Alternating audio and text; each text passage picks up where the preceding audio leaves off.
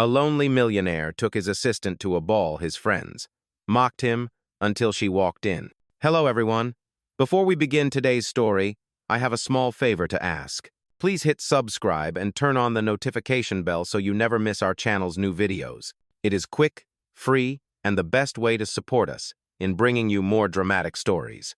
Your support truly means the world to us. Where are you watching from? Drop your city or country in the comments below. Thank you very much. Now, let us return to our main character. The office of Ethan Blake, the 36-year-old founder of Blake Industries, was quiet except for the hum of the city outside. It was past 9 at night. The skyline glowed through the floor-to-ceiling windows, and a half-finished glass of whiskey sat beside a pile of untouched reports. He stared at the invitation card lying open on his desk, the winter charity ball. For years, Ethan had attended the annual gala alone. Once, he had been engaged, but the woman he loved had left him for a richer man, as if that existed. Since then, every charity event had felt like a stage where people pretended to care, while whispering about who he was dating next. He sighed, loosening his tie, when a gentle knock came at the door. "Mr. Blake?" It was Maya Collins, his assistant, 27. Precise, kind, always early, always calm. She held a folder in one hand, her voice soft. "You forgot to sign the contract for the new partnership." Ethan looked at her for a long moment, then at the empty line waiting for his signature. The thought came suddenly, impulsive but sharp. "Come with me," he said quietly. She blinked. "Sir?" "To the ball," he continued. "As my date, just for one night." Maya froze. "Sir, that is impossible. I am your assistant." "Exactly," Ethan said, leaning back in his chair. "You are the only person I can trust not to turn it into gossip. The press will see a date, the board will relax, and you will receive a bonus, 3 months' pay." Her eyes widened. 3 months? He nodded once. "You will attend as my companion, nothing more. No rumors, no misunderstandings. Just a simple contract between two professionals." Maya hesitated. Her mother was in the hospital again. The bills were rising faster than her paycheck could handle. She needed the money, but being seen beside her boss in public could destroy her reputation at the firm. She took a slow breath. And what if people laugh? Ethan's lips curved into a faint, tired smile. "Let them. I am used to it." The silence stretched between them. Outside, a taxi horn echoed in the distance, long and lonely. Finally, she said, "All right, Mr. Blake, but I want everything written down." He reached for a silver pen, his favorite one, the same pen he used for every deal that changed his life, and drew up a short agreement on company letterhead. Clause 1. The arrangement lasts for 1 evening. Clause 2. No personal involvement beyond the event. Clause 3. Complete confidentiality. He slid the paper across the desk. She read every word carefully, then signed. Her signature was small, neat, almost hesitant. Ethan added his own, his strokes firm and deliberate. As he pressed the pen to the final line, something in his chest shifted a small, uninvited warmth. When Maya turned to leave, he called out, "Maya." She looked back. "There will be a car waiting for you tomorrow at 6. A stylist will help you choose a dress. Blue would suit you." She frowned, confused. "You already picked a color?" Ethan looked at the invitation again, the faint reflection of city lights flickering across his face. "I have learned that some choices are easier when they are made for us." As the door closed behind her, Ethan remained alone with the echo of his own decision. He told himself it was just business, just convenience. But deep down, he knew for the first time in years, he was actually looking forward to the ball. The next morning, sunlight poured through the tall glass windows of Maya's small apartment, touching the edges of unpaid bills spread across the kitchen table. The old clock on the wall ticked past 7. She sat there with a cup of instant coffee that had already gone cold, her mind spinning faster than her spoon. 3 months of bonus pay. That was more than enough to keep her mother's treatments going. Yet the thought of standing beside her boss in front of hundreds of wealthy strangers made her stomach twist. She could already imagine the whispers, the judgment, the quick glances from women in glittering gowns. "Who is she?" they would ask. "Just the help?" Maya had never belonged to that world.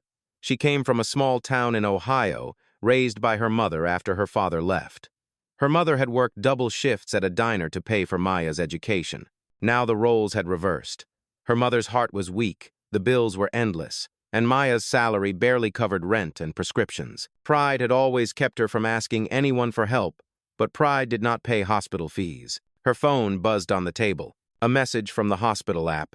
Payment due today. Maya closed her eyes. The decision had already been made last night. She just had not admitted it yet. At 9, she arrived at Blake Industries.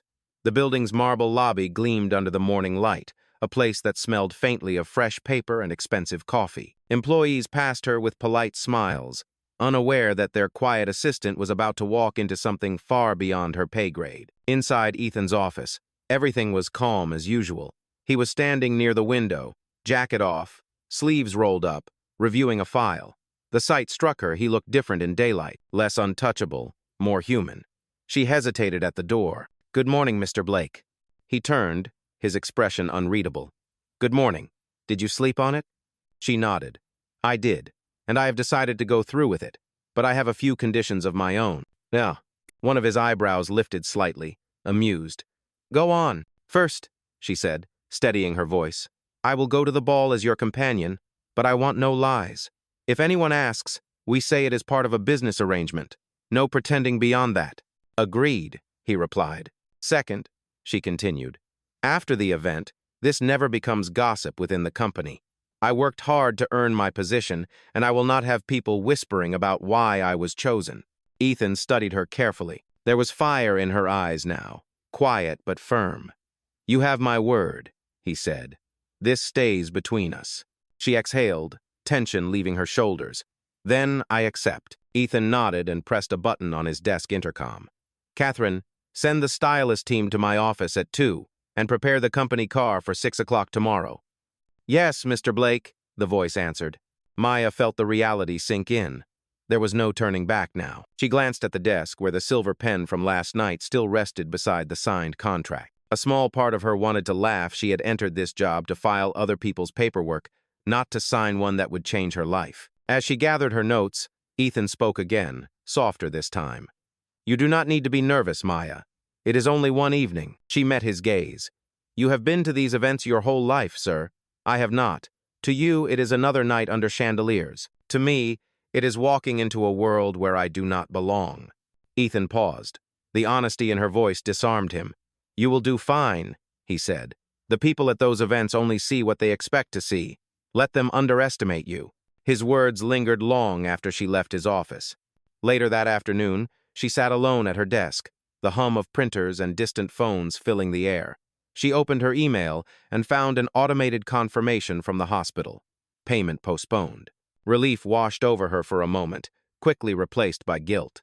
She was accepting charity disguised as opportunity, and that thought stung her pride. But when she looked at her reflection in the dark screen of her computer, she whispered to herself, "It is just one night.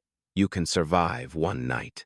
At sunset, she stepped outside, the wind brushing through her hair. Across the street, the glass tower of Blake Industries reflected the fading orange sky, and for the first time, she noticed her own faint reflection overlapping his name on the building. She tightened her coat, squared her shoulders, and walked away unaware that by tomorrow evening, every decision she made would be under the brightest lights of New York's most glamorous ballroom. The next day arrived like the slow ticking of a clock before a storm. Inside the top floor of Blake Industries, Maya stood near the long conference table, waiting while the stylist team unpacked boxes of dresses, shoes, and jewelry. The air smelled faintly of new fabric and perfume samples. She felt small in that glass room, surrounded by people who lived in a world she had only seen in magazines. Ethan entered a few minutes later, his tie perfectly straight, his steps calm. Everyone straightened when he appeared. He nodded at the stylists, then turned his gaze to Maya. "Have you found anything you like?" he asked. She looked down at the racks of shimmering gowns. "They are all beautiful, sir, but I cannot afford any of them." He handed a folder to his assistant manager without looking away from her. "You do not have to. They are part of the arrangement. Pick one that feels right." Maya hesitated before touching the soft fabric of a midnight blue gown. It was simple but elegant, the kind of dress that spoke quietly instead of shouting for attention. "This one," she said. Ethan nodded once. "Good choice." Then, turning to the stylists, he added, "Make sure it is tailored by tonight." When the team left, the office fell silent again, leaving only the sound of the city below. Ethan walked to his desk and opened a slim leather folder. "Before we go any further," he said, "we should clarify the terms." Maya raised an eyebrow. "You mean there are more rules?" "Yes," Ethan replied evenly. "You have your boundaries. I have mine." He read from the paper. Rule 1. You will arrive at 6 o'clock sharp. Rule 2. You will stay by my side throughout the event. Rule 3.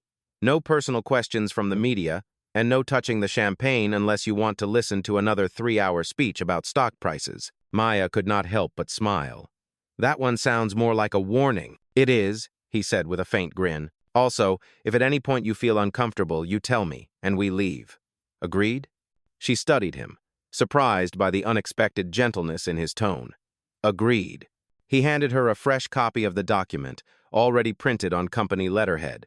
She read each line carefully, just as she had the night before. At the bottom, she saw his neat signature Ethan Blake and a blank space waiting for her name. Maya picked up the same silver pen. For a brief second, she noticed how the metal felt cold against her fingers, how the ink flowed too smoothly, as if the pen itself had written many decisions that changed lives. She signed, then slid the paper back across the desk. Ethan placed it carefully inside the folder, his movements precise, almost ritualistic. "There," he said quietly. "Now it is official." Maya tried to lighten the mood. "Does every assistant have to sign a contract just to attend a party?" Ethan's expression softened. "Only the brave ones." The moment hung between them, professional, but charged with something neither could name. At 5:30, Maya left the office to prepare. The stylist team had transformed one of the spare lounges into a private fitting room. As she stepped into the blue gown, she hardly recognized herself in the mirror. The fabric hugged her gently, the color deep as twilight. Her hair was swept up, her makeup natural but polished. The head stylist stepped back with a proud smile. "You look perfect, Miss Collins." Maya looked at her reflection and whispered, "I look like someone else." At 6 sharp, a black company car waited outside. The driver opened the door, and she stepped in, clutching a small silver clutch bag that matched the earrings she had borrowed. Her heart raced with every block they passed. When the car stopped in front of the luxury hotel, photographers were already gathering. Bright lights flashed across the entrance, catching on diamonds and silk. Ethan was waiting just outside the lobby, dressed in a tailored black tuxedo. For a moment, the chaos of cameras and chatter faded. He looked at her as if he had forgotten the noise, the crowd, even the air itself. She walked toward him, careful not to trip on the marble steps. "I hope this follows all your rules, Mr. Blake," she said softly. He offered his arm. "You followed them perfectly." As she took his arm, a wave of flashlights exploded, freezing them in white light. The sound of cameras clicking filled the air like rain. Maya tried to smile, remembering his advice. "Let them underestimate you." Inside the ballroom, chandeliers sparkled like frozen stars. A string quartet played softly in the corner, and the air was thick with perfume, laughter, and money. Every face turned toward them, the powerful, the beautiful, and the curious. Ethan leaned closer, his voice low. "Breathe, Maya. They are only people." She forced a small smile. "People with diamonds bigger than my rent." He almost laughed. "You will be fine." And for a brief, steady moment, she believed him. She did not notice the whispers already starting near the bar, or the familiar smirk of Ethan's old friend Lucas as he raised a glass toward them. The night had just begun, and so had every test that would come with it. The ballroom glittered beneath 1,000 tiny lights, each crystal drop of the chandeliers reflecting gold and silver across the marble floor. Soft music drifted through the air, polished and precise, the kind of melody that seemed to belong to another world. For Maya, that world had never felt so close and yet so impossibly far. She kept her arm lightly looped through Ethan's, just as they had practiced. Every step echoed like a heartbeat. Her heels were higher than she was used to, her confidence thinner than the silk that wrapped her shoulders. "Remember," Ethan murmured under his breath. "Slow, calm, and keep your chin up. You are supposed to be here." She nodded slightly, even though her pulse was racing. "If I faint, promise you will catch me." He gave the smallest smile. "I do not let my business partners hit the floor." For a moment, that hint of humor steadied her. They moved together toward the center of the room, where servers glided by with trays of champagne. The air buzzed with conversation, laughter, and the soft clinking of glasses. Then came the first glance. A woman in a glittering gold gown whispered something to her husband. A group of board members turned subtly to look at Ethan's companion. Maya could feel the weight of those eyes like the heat from the chandelier above. Ethan seemed unfazed. He guided her toward the refreshment table as though the stairs did not exist. "Do not give them what they want," he said quietly. "They feed on reaction." Maya swallowed, trying to appear calm. "I am beginning to see why you never bring dates to these things." "Exactly," he replied. "They tend to turn people into entertainment." But even as he spoke, she caught the faint edge of tension in his voice. His friends were already approaching. Lucas, his old college companion, was the first to arrive, a tall man with a flawless suit and an expensive grin. Beside him stood Evelyn, a woman known for both her beauty and her sharp tongue. "Ethan Blake," Lucas said with mock warmth. "You finally decided not to show up alone. The rumors were true after all." Ethan's jaw tightened. "Lucas, Evelyn, this is my assistant, Maya Collins." Evelyn's smile barely touched her eyes. "Assistant? My goodness, Ethan, that is bold. Most men try to keep such things quiet." Maya felt her cheeks burn, but before she could speak, Ethan placed a steadying hand on her arm. His voice was calm, even. "Maya is here because I trust her more than anyone else in this room." That simple sentence shifted the air. For a heartbeat, even Lucas looked uncertain. Evelyn gave a soft laugh, the kind that could cut glass. "Well, trust is such a rare luxury these days. Enjoy the evening." She walked away, her perfume trailing behind like a warning. When they were gone, Maya whispered, "You should not have said that. Now they will talk even more." "They were going to talk anyway," Ethan replied. "At least now they will know what kind of man I am defending." Her breath caught slightly at his words, but before she could respond, the orchestra changed tune. A slow waltz began, gentle and elegant. Couples drifted to the dance floor. Ethan extended his hand. "Would you like to dance?" Maya stared at his hand, then at him. "I am not sure that is wise," he smiled faintly. "Neither am I. But sometimes we do the unwise thing because it feels right." She hesitated, then placed her hand in his. His fingers were warm, steady, grounding. The moment they stepped onto the floor, something shifted. The whispers dimmed, the laughter softened, and all she could hear was the music. He guided her through the steps effortlessly, his movements smooth and certain. She followed, surprised by how natural it felt to move with him.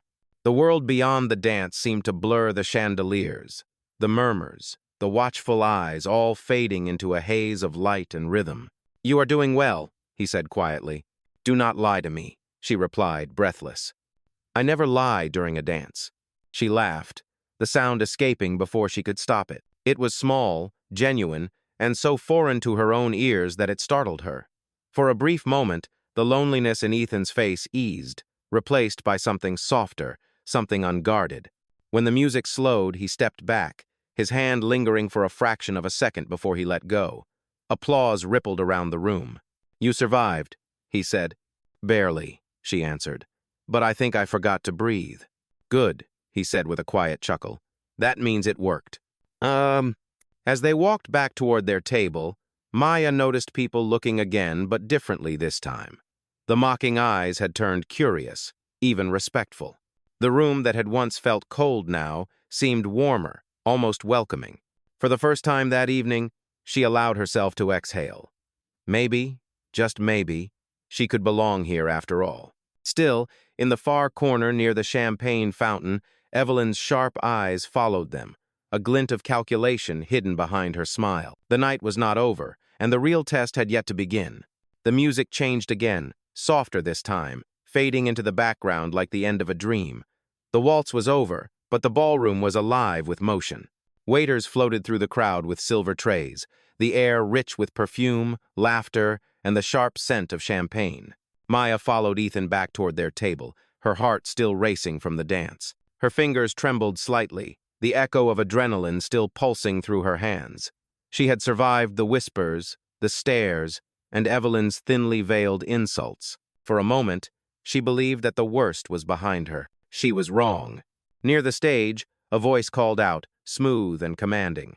"Ladies and gentlemen, please welcome our special guest of honor, Mr. Ethan Blake." Applause filled the room. Ethan turned, his expression polite but distant. He hated the spotlight, Maya realized. It was a stage of pretense and power, everything he had grown to despise. Still, he straightened his jacket and stepped forward. Maya followed quietly, standing just behind him as the crowd's attention shifted. The host, a well-known investor, handed Ethan the microphone. "Ethan," the man said with a grin, "every year you surprise us. Last year you donated a library. This year, you bring someone far more interesting." He gestured toward Maya, the crowd turning to look. "Would you like to introduce your lovely companion?"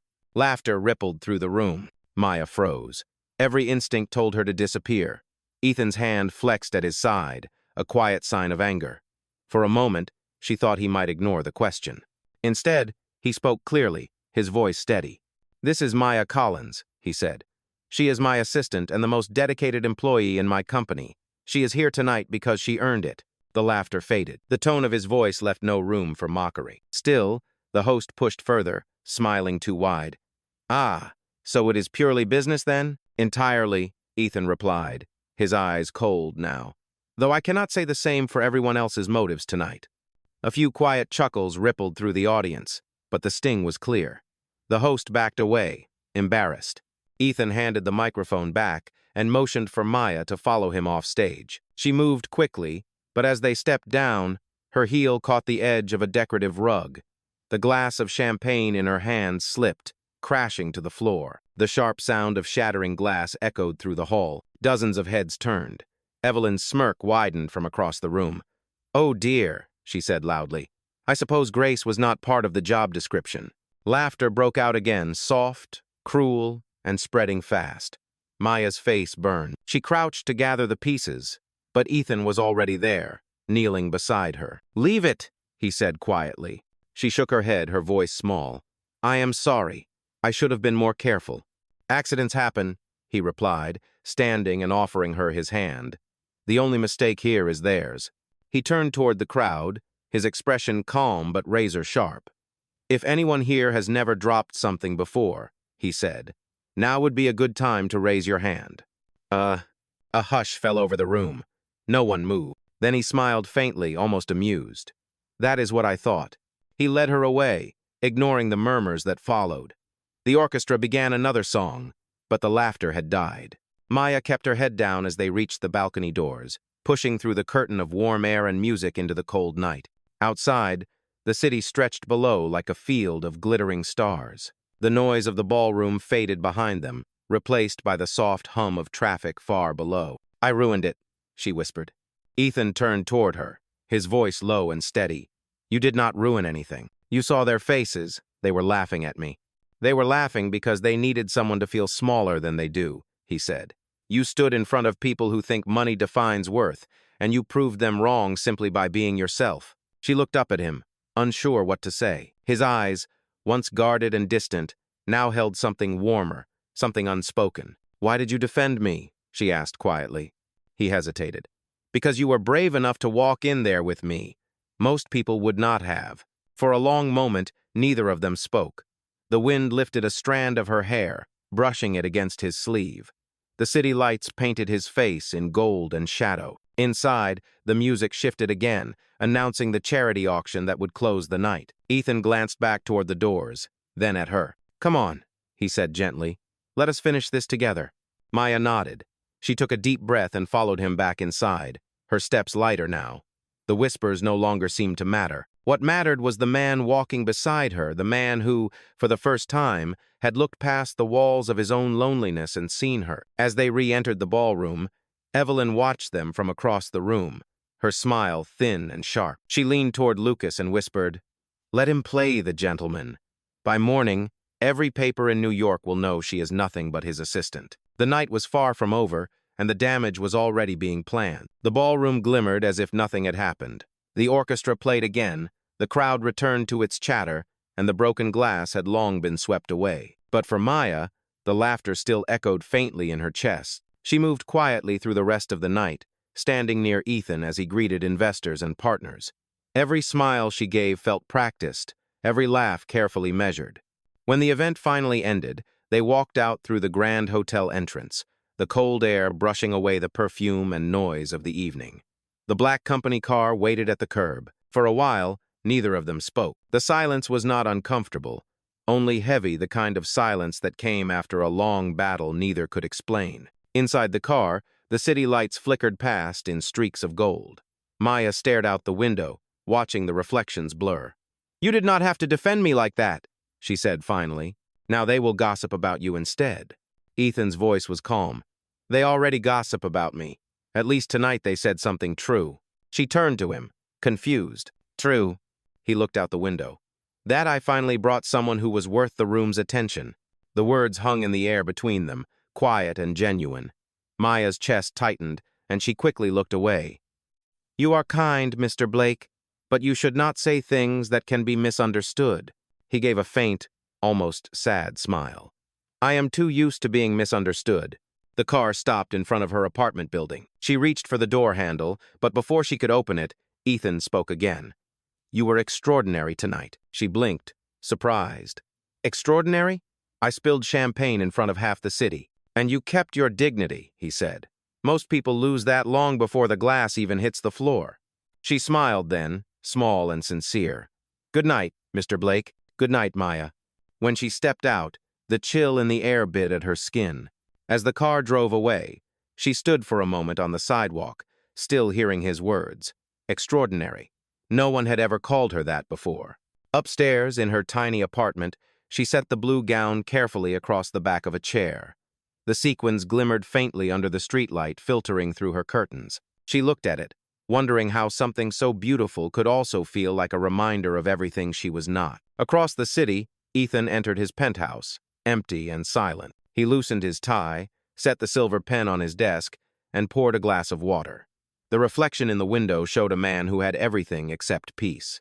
For years, he had filled the silence with work, numbers, and success. But tonight, for the first time, the quiet felt heavier than usual. He thought of Maya the way she had looked at the lights, the courage it took for her to walk into that ballroom, the steadiness in her voice even as the room laughed. There was something rare in her, something that reminded him what honesty felt like. He found himself walking toward the balcony, the winter wind sharp against his face.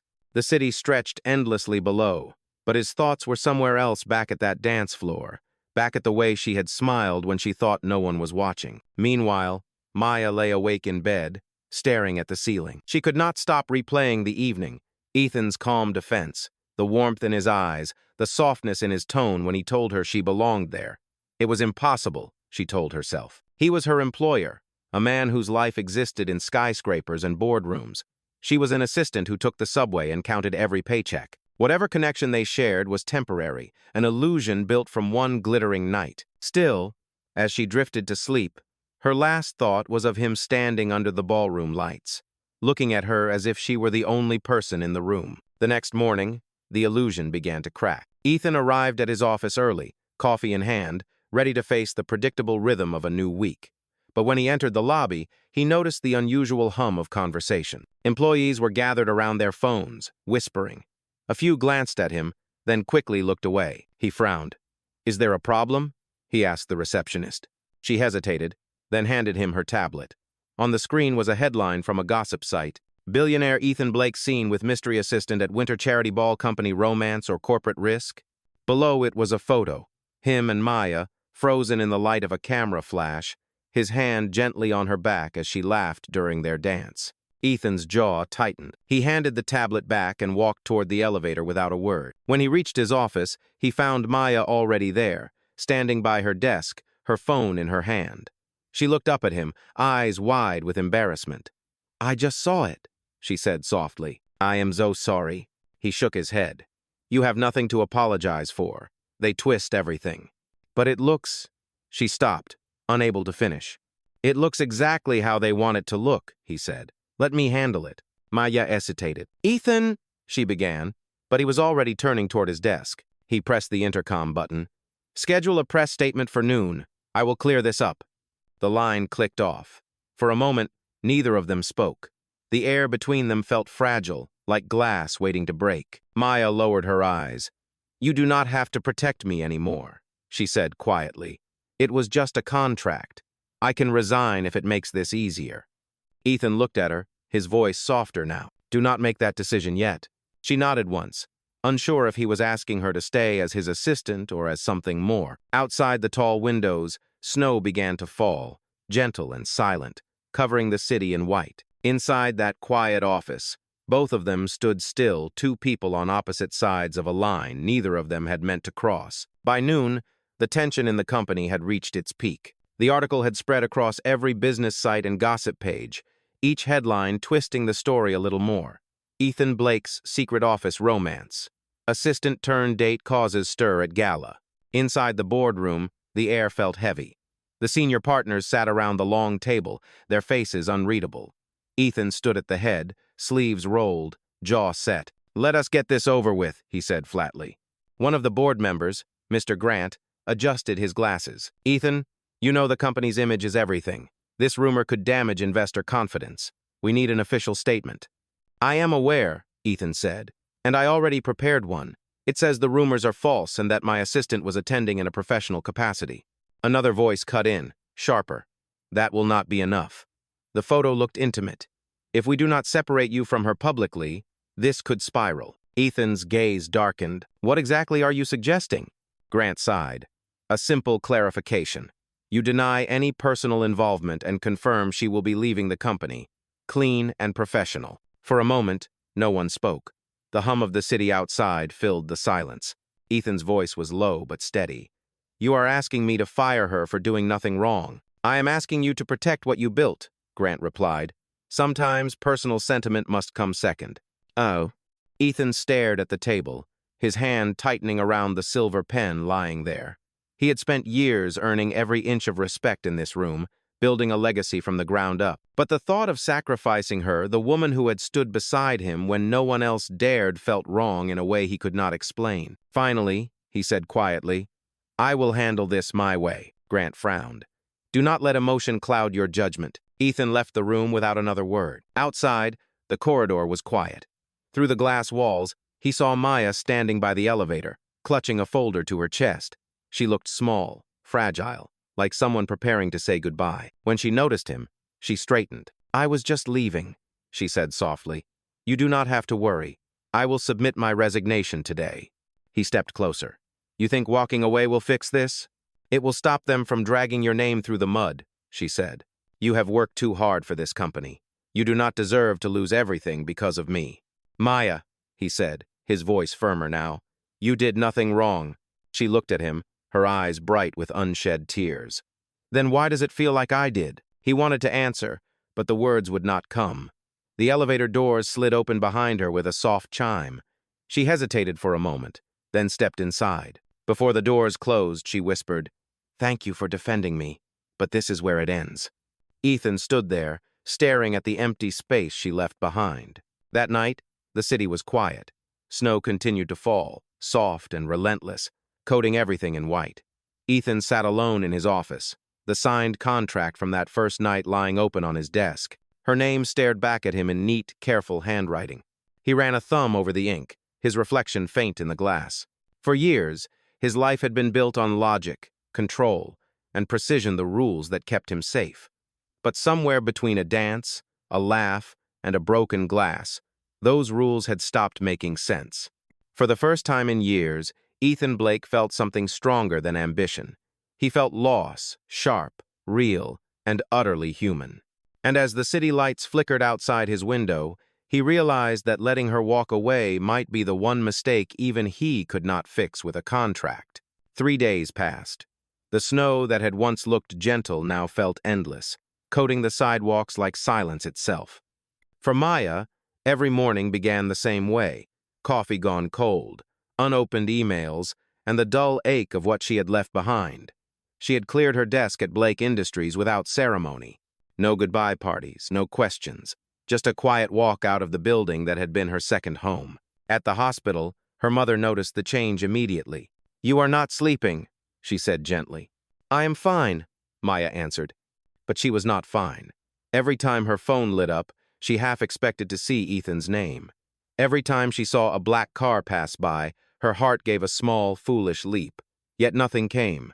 The world went on, and she convinced herself that was for the best. Then, on Friday morning, an email arrived from an unknown address. It was short and formal. You are invited to the Blake Foundation annual gala in your honor. She read it twice, thinking it had to be a mistake. But at the bottom, written in familiar handwriting, were the words, "Please come, E.B." That evening, she stood outside the same grand hotel where everything had started. Snow fell in thin silver streaks beneath the streetlights. This time, there was no stylist, no contract, no escort. Just her in a simple black dress, and the same coat she wore to work every day. When she entered the ballroom, the lights dimmed slightly, and the crowd turned. On the stage stood Ethan Blake, tall and composed, holding a microphone. Behind him, a massive canvas was covered by a dark velvet cloth. "Good evening," he began. His voice was calm, but his eyes searched the crowd until they found hers. "3 nights ago, I said something I did not mean. I called what happened between us a misunderstanding. But the truth is, it was the most honest thing that has happened to me in years." A murmur rippled through the audience.